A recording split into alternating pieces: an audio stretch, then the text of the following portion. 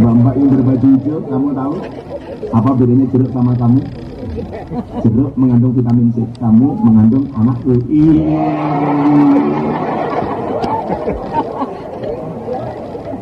Kalau mau saya banyak yang antri, tapi sorry, saya tipe suami yang setia. Saya harus ngomong setia karena direkam kamera. Ponakan cucuku muda lagi Pak. Ini Pak Wahid dia enak Pak Wahid. Kecil terus ini tadi tangkemmu. Hudalillah sebagai petunjuk. Mau jadi wakil bupati yang baik gampang, cukup jadikan Al-Quran sebagai pedoman. Mau jadi polisi yang baik, ada Pak Kapolsek di sini. Halo Pak Kapolsek. Namanya Pak siapa Pak? Suyono. Sunya di depan apa di belakang Pak? Bisa loh. Kalau di depan Suyono, kalau di belakang Yono Su.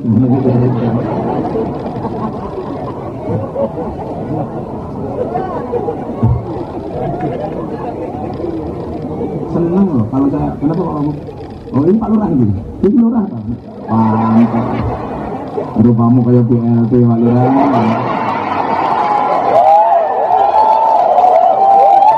Kemarin demo ke Jakarta Pak Lurah. Itu demo. Kurang gawean Pak Lurah. Masa jabatan sudah 6 tahun 3 periode, berarti 18 tahun menjabat. Masih pengen masa perpanjangan menjadi 9 tahun. Alasannya apa Pak Lurah? Supaya mengurangi konflik horizontal sesama penduduk masyarakat. Alah dobos. Kenapa lurah-lurah minta perpanjangan masa jabatan dari 6 tahun menjadi 9 tahun? Alasannya satu, mergo modale urung balik.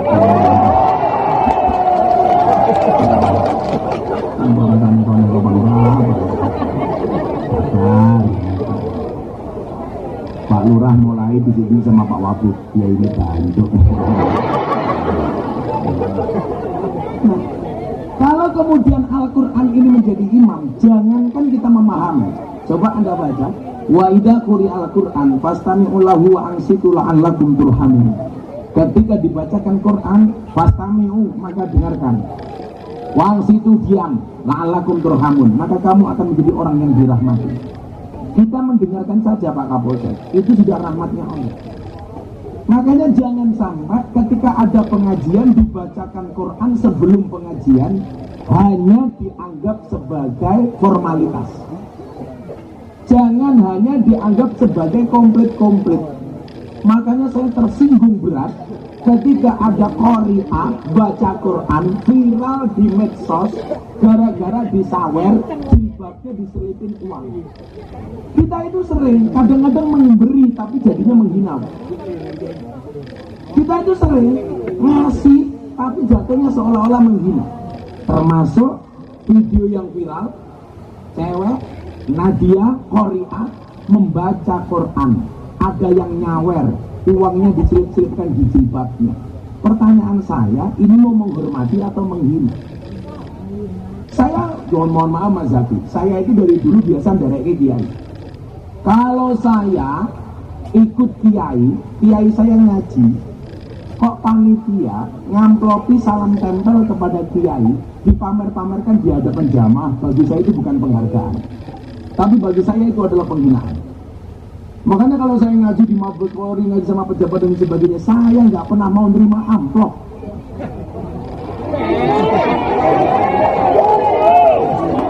Cukup ditransfer.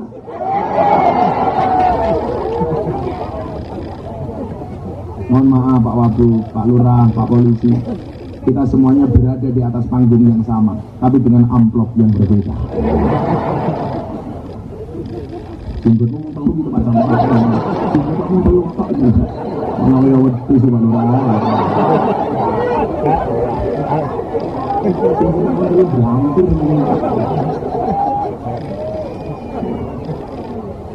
Nah di era sekarang ini mohon maaf, banyak orang hanya menjadikan Al-Quran itu aksesoris. Pantas-pantas HP-nya dikasih aplikasi Al-Quran. Kemarin saya pengajian di Brebes, ada yang tanya begini, Gus, dosa nggak kita bawa HP ke dalam toilet kalau di dalam HP-nya ada aplikasi Al-Quran? Boleh nggak kita bawa HP-nya? Saya jawab, boleh, asalkan aplikasi Qurannya tidak dibuka. Kalau hanya gara-gara aplikasi Quran nggak boleh bawa toilet nggak boleh bawa HP ke toilet, berarti para penghafal Quran itu tidak boleh masuk toilet. Kamu dari, ayo. Kami ini belum petok. Nah sekarang sebaliknya, kalau HP ada Al-Qurannya dilarang masuk bawa ke toilet, bagaimana HP yang ada aplikasi bokepnya? Boleh nggak dibawa masuk ke dalam masjid? Darah kayak ayo. Ayo, apa menang bojone Hafidzah umpamane Pak Lurah. Ora oleh gawane toilet berarti bojomu ora oleh ditumpaki modar kowe. Akhirnya Pak Lurah nyanyi lagu ini Gus Miftah sing anyar. Saben malam semua bojoku angel digugah. Saben malam semua bojoku angel digugah. Aku rata dibagai, terus aku budal patroni, banjur metu bengi, gugah rondo etan kali. Di bocah sing iki. Pak Lurah jenenge sapa Pak Lurah? Jenenge Hando. Han. Kita doakan ya Pak Lurah panjang umur ya. Jadi orang sedunia mati Pak Lurah hidup sendiri. Ini Pak Lurah sendiri. Oh kaya. Yang mana Pak untuk uang aja gitu. Bahaya gitu Pak Wapur. Katanya berarti pas hilaf ini kita. Jadi insya Allah besok Pak Lurah masuk surga karena bersyukur. Kenapa? Karena punya istri cantik. Tapi istrinya masuk surga karena bersabar. Karena bubur rumahnya kayak ini. Mohon bersabar Pak Lurah. Sallallahu Nabi Muhammad. Hari ini banyak orang menjadikan Quran hanya sebagai formalitas. Kayak nih HP-nya bikin aplikasi tapi nggak pernah dibuka. Pantes-pantesnya ono Quran. Maka yang aku HP-nya ada aplikasi Quran saya doakan masuk surga. Amin. HP ini. Nah ini kalau ngomong fikih ya, coba guyon. Ada doa masuk toilet, ada doa keluar toilet, betul? Doa masuk toilet, saya mau tanya, baca doa dulu baru masuk toilet, atau masuk toilet dulu baru membaca doa? Yang bener apa? Membaca dulu baru masuk. Pertanyaan berikutnya, doa keluar toilet, membaca doa dulu baru keluar atau keluar toilet dulu baru membaca? Keluar dulu baru membaca. Ayo kita lihat. Kalau doa masuk toilet membaca dulu baru masuk, kenapa ketika keluar toilet kok keluar dulu baru membaca? Kok goblok weh? Ayo. Itu namanya doa di luar toilet. Yang namanya doa keluar toilet berarti apa? Membaca dulu baru keluar. Kan di dalam toilet saya nggak boleh baca doa tuh sing tondo sapa. Yang nggak boleh itu berlebih-lebihan. Kalau sesuai dengan proporsinya boleh. Contoh kamu kepleset, innalillahi, boleh apa enggak di toilet? Boleh. Yang nggak boleh itu kamu kepleset membaca berlebih-lebihan. Alladzina idza asabathum musibah qalu innalillahi wa inna ilaihi raji'un. Itu namanya berlebih-lebihan. Ya. Wah ini juru kamar mandi, ini juru WC, ono bebeder. Umpamanya, boleh nggak kamu baca subhanallah, tasbih? Boleh, ya, subhanallah.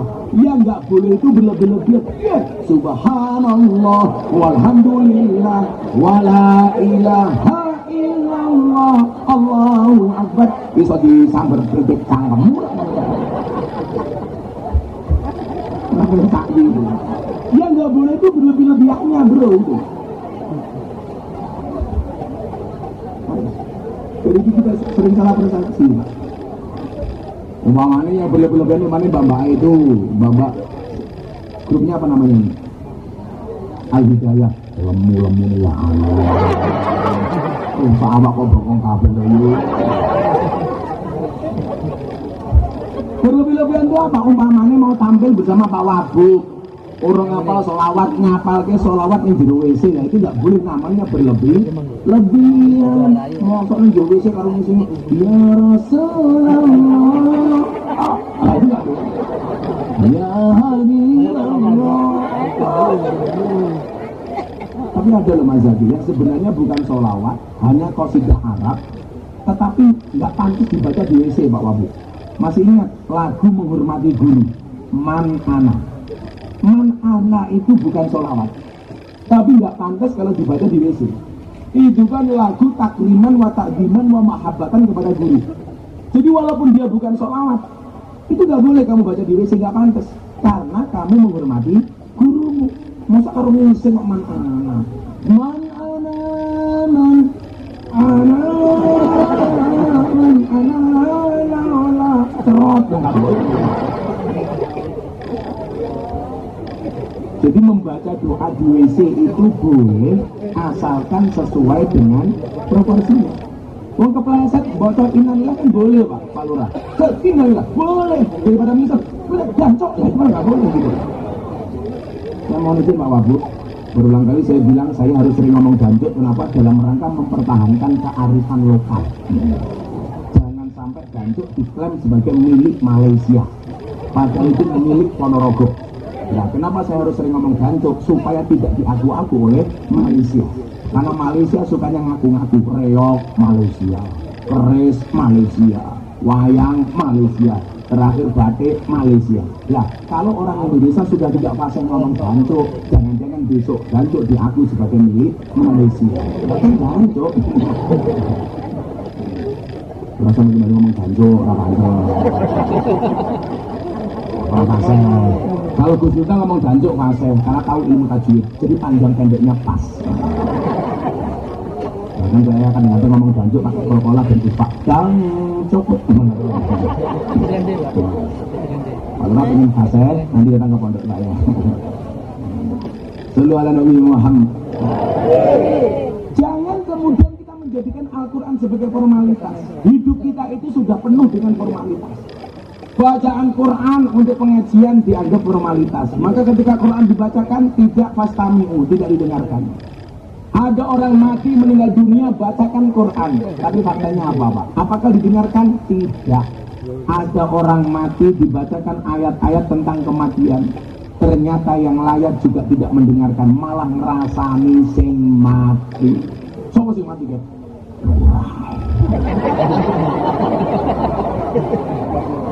Oh, masih jadi handoyo itu. Sing jenggote telu. Kamu dibacakan Quran supaya hatimu menjadi lunak. Karena ciri orang iman yang baik itu siapa? Yang hatinya lunak. Idza dzukirallah wajilat qulubuhum. Orang yang ketika disebutkan nama Allah bergetarlah hatinya, termasuk ayat-ayatnya. Ketika dibacakan Quran seharusnya apa? Hatinya ini menjadi lunak. Kalau hatinya bergetar, matanya menangis. Saya punya fakta. Saya dulu ngimami sholat anak-anak di lokalisasi. Mereka mendengarkan bacaan Quran menangis. Saya sholat, mereka makmum. Begitu setelah Fatihah saya baca surat, mereka nangis. Rakaat kedua, saya sebagai imam ikut-ikutan menangis. Apakah saya menangis karena ingat dosa? Oh, tidak. Kenapa saya menangis? Saya gengsi, lonte nangis, masa saya tidak? Melu nangis aku bro. Kalau Pak Lurah juga melu nangis, mereka ditagih kon bayar.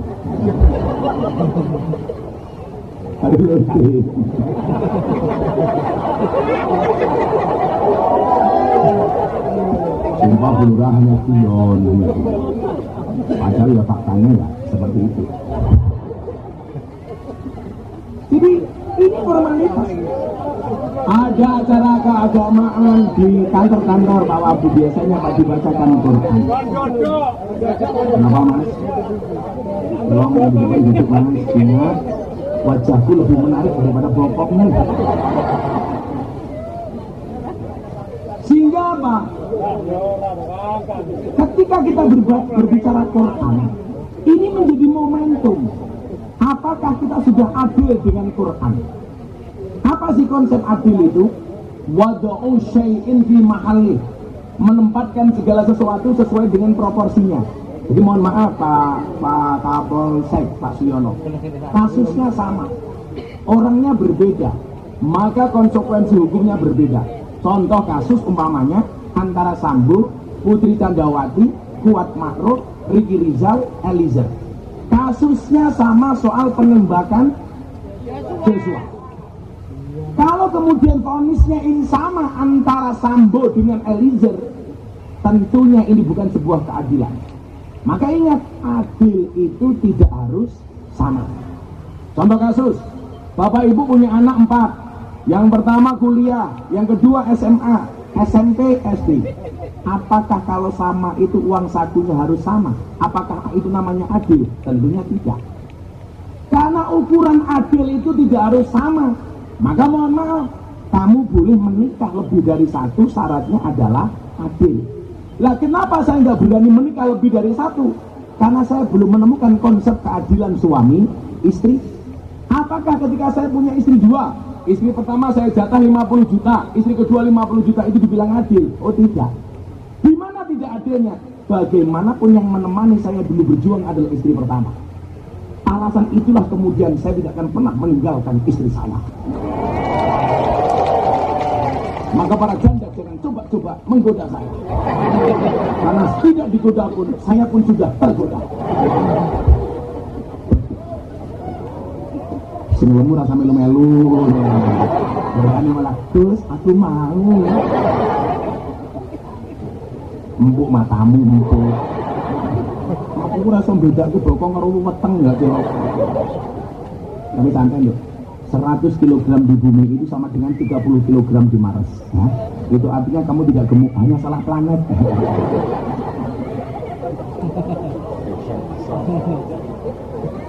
Loh, kayak Pak Wabub loh, awak cilik. Tadi nemenin saya buka puasa. Saya bilang sama Pak Wabub makannya banyak apa enggak? Oh banyak Gus. Kok tetap kurus? Makanya kalau orang makan banyak tetap kurus. Kayak Pak Wabub itu 2 kemungkinan, anugerah atau azab. Apa nih sih Manu matane kok ngawur. Ayo bener Pak Lurah, bener. Lawang lanang ini wetenge gede biasanya manuke cilik. Lah Pak Wabub wetenge cilik berarti manuke. Mbak di bawah langsung teriak, sepil matamu sepil. Sepil. Paling dibuka ya sini mau kayak pen itu. Ini kopinya sini Pak Lurah.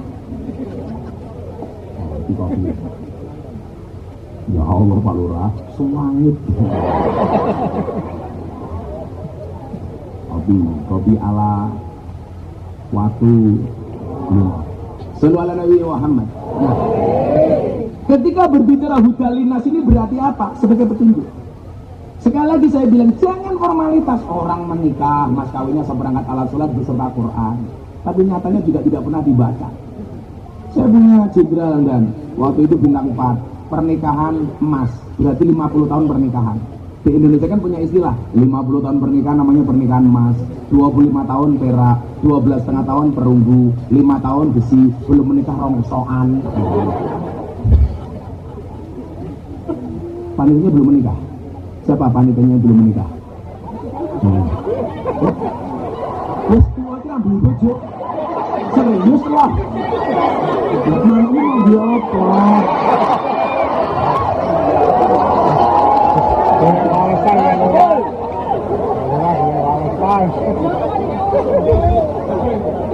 Masa belum nikah bro? Ya Allah, saya mau bagi cinta ditolak, sarkem masih buka. Saya bagiannya belum menikah. Ayo bagian nikah, Gus Zaki mau pengen tambah jangan terlalu. Guys, kita doakan mudah-mudahan pulang pengajian Pak gimana namanya? Pak Basori mudah-mudahan langsung menikah, amin, dengan janda anak 15. Lumayan Pak Basori nikah dengan janda, nggak ada malam pertama guys, adanya malam terusan. Janda ini mau ngomong nyoh. Ada janda di sini? Oke lah Pak Basori. Pak Basori segeralah menikah, karena menikah itu membukakan 2 jalan.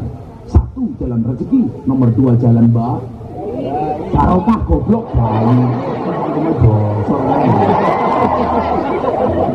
Barokah kok bayi. Kan aku jadi ini. Ya, banter itu jenenge apa panser. Do, ini ada anggur, ada apel, kamu pilih anggur apa apel? Anggur. Inilah salahnya cewek. Anggur memang lebih mahal dibandingkan apel. Seharusnya cewek, tapi seharusnya cewek lebih milih apel dibandingkan anggur. Kenapa? Karena cewek lebih suka diapelin, lebih suka dianggurin.